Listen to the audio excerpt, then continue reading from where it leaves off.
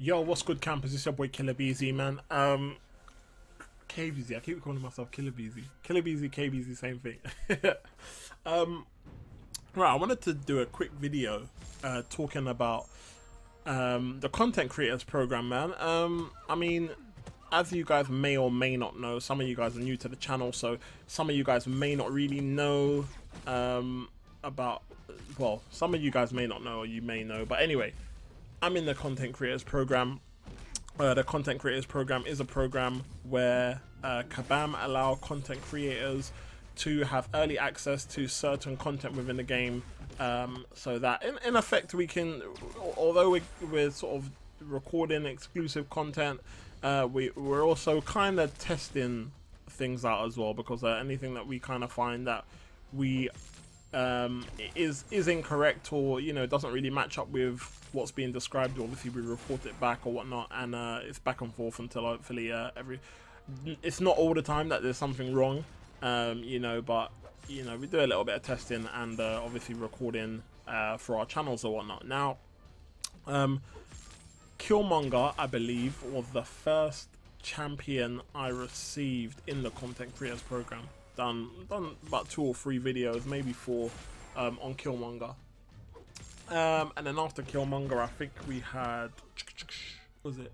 It was a mutant. Can't remember the mutant's name. Bishop. Then we had Bishop, and recently we had Proxima. Now, I've had a few people say to me, "Oh, like, how come how was your review on Bishop?" Or like, how come you haven't done a review on Proxima?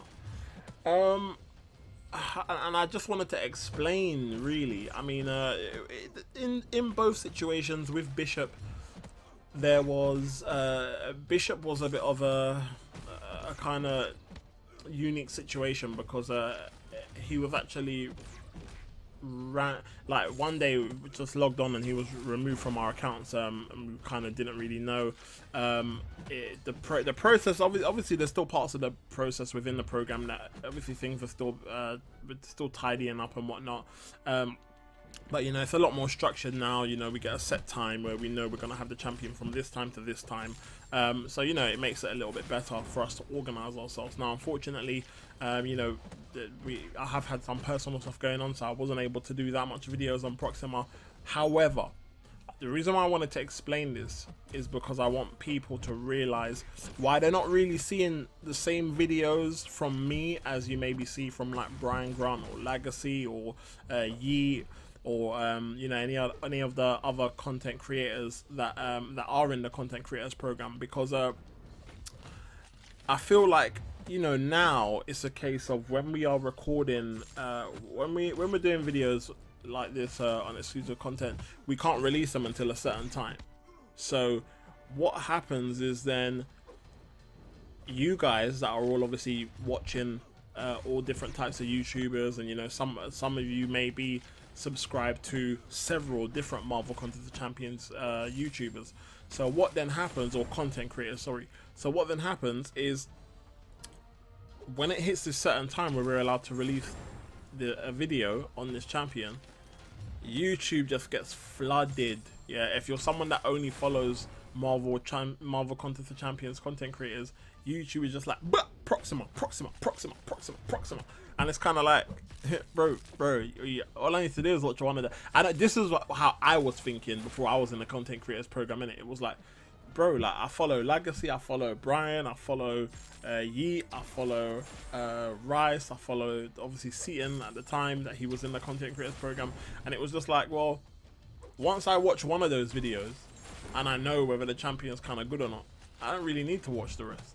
So for me, I didn't see it as a big deal before, because when it wasn't like that before, it was when you could obviously just record a video as and when or whatnot, and you had the champ for a certain amount of time. I liked that because I was able to interact with the campers, and I was able to do videos and say, look, is there anything specific you guys would like to see? Is there a certain champion that you would like to see this champion go up against? Is there any scenarios that you guys would like to see, to, that I can obviously show you? And now with the way that the program works, I don't really have a chance to do that, because by the time you guys see the videos, we don't have the champ anymore. So I can't say, oh, like, you know, I like it being a kind of I like the interaction of, you know, because people might not necessarily want to see what I want to see from the champion. So someone else might say, oh, but have you got a video of Proxima taking on this champ? And I might say, oh, I haven't, you know. But then there's nothing I can do because I don't have the champ anymore.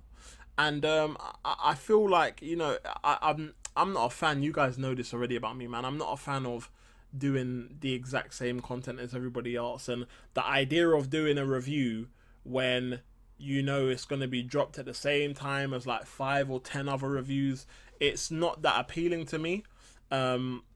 So you won't see, I mean, doing a review I don't know how everybody else does their review, but doing a review takes a lot of time, man, and effort, especially if you're like trying to edit your video in a certain way, man. And I think to do all that hard work and then just sort of everybody just dropping the same videos at the same time, that's not for me, man. It's not for me. I'm being real with you guys. It's really not for me, man. You know, I obviously will be using the champion. I still obviously test the champion out, and and it may be that, you know, what I will do is not necessarily a detailed, crazy long video where it's like, oh my gosh, it's like a 10 or 15 minute review. It may be that I just do a quick video and I just say, yo, this champion is sick. If you don't get a chance, man, definitely make sure you get it, man. The champions are, it could be that I do it in categories. So, and this is an idea that I had before. So the point is, if I wasn't a content creator and I was just a person playing a game and I saw a new champion, the key things that I would want to know is this champion going to be viable for Labyrinth of Legends? Is this champion decent for Act 5 if you haven't done Act 5 already? Is this champion useful in Alliance War offense or Alliance War defense or both? Or is it just an Alliance questing champion? Or is it just a questing champion in general? Those are like the key things that I want to know. Yeah, if you say no, not really good defender, not really a good attacker, then I'm not interested from an Alliance War perspective. I'm not really going to rank up champions just for Alliance Quest, because, you know, if you've got a decent roster already, you're going to have champions for that. And then if you obviously haven't got a decent option for Labyrinth, and, you know, this champion looks like a god tier champion or whatever, then you want to know, okay, well, you know, is it a good option for LOL? Is it going to save me the same amount of time and whatnot as it would if I was using a Star-Lord or Stark Spidey? You know, so if all the answers to those questions are no, then for me, I'm just a bit like, okay, there's nothing special about the champion. Yes, a new champion is good to have, but if you're going to get this champion, probably good to have just for the collection. I'm sorry, Prestige. Prestige is also one thing to factor in if you're a player at like the top end, and, you know, you do all your rankings based off Prestige, then, you know, that's going to be a key thing for you also. So, you know, for me, and it may be that I do a quick video just answering those questions, because the whole idea of going for a review and whatnot, yeah, I'm just not feeling that, man. I'm just not feeling that. So, you know, there's a ton of them. There's a ton of them available on the channel as it is. So not on my channel, but on several different channels over YouTube already.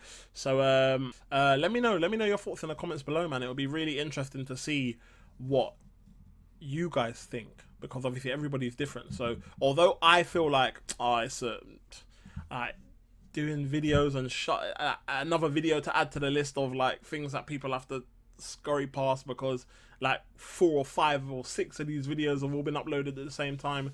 Yeah, man, let me know how you guys let me know you guys' thoughts. So for example, I'll give you a perfect example. So we're using Proxima, so a video would be something like this. Yo, what's good, campers? It's your boy Beezy. Yo, so as you may know, I'm in the content creators program. We're using we got Proxima now. Proxima will be coming out on this day. So I just wanted to let you guys know a bit about her. She is dope. Yeah, she is dope. She is dope. She is so powerful. It's mad. Yeah, she's good for Labyrinth, although I wouldn't say that she's better than Star-Lord or Stark Spidey. But I would say if you didn't have them two, then you would probably definitely want to consider adding Proxima to your roster, because you know, she isn't the best option for Labyrinth, but she is definitely an option. Yeah. And then it would be like, okay, Alliance War Attack. I don't really think that she's great for Alliance War Attack, because the amount of damage that you're going to want her to do, you're not going to be in the fight for long enough to ramp up all that damage in an Alliance War Attack fight. So I wouldn't necessarily advise anybody to bring her to Alliance War Attack. Alliance War Defense, you could probably get away with putting her on there, only because she's going to be a new champion. People might not necessarily be used to her specials, so you might catch a lot of people out just because she's a fairly new champion. But outside of that, you know, there's nothing really special about her abilities to make her a key defender. She's not really great for Alliance War Attack and Alliance Quest. And she may be a good option for like some Act 5 questing, or some like some sort of like end game content where like you've got bosses with like, or just normal champions with really high health. You know, she might be decent in those sort of fights, but and probably Realm of Legends as well. But outside of that, you know, she's got fairly decent prestige. She's in top 10, but yeah, outside of that, you know, she's a really enjoyable champ. I really enjoyed playing with her. So if it was me, I probably wouldn't splash out cash to try and add her to my roster, because I've got Stark Spidey already, and I've got a decent Alliance War Attack team. I don't need to boost my defense with her because she's not that great of a defender. So yeah, but you know, if you haven't got Star-Lord or Stark Spidey, then I would definitely advise you opening up some crystals and seeing if you can add her to your roster. But yeah, anyway, ladies and gentlemen, and also probably adding in the fact of whether she has to be duped or not. But let me know your thoughts. Let me know what you think. Let me know if you would prefer a video like that, or whether you would still prefer a detailed review video, or whether you would prefer none of them and we just do our own thing, make our own content, boom, and get on with the normal schedule of things, man. Let me know your thoughts in the comments below, guys. It's been your boy Beezy, e.n.t. I hope you guys enjoyed the video, man, and I'll see you guys in the next one, man. Peace.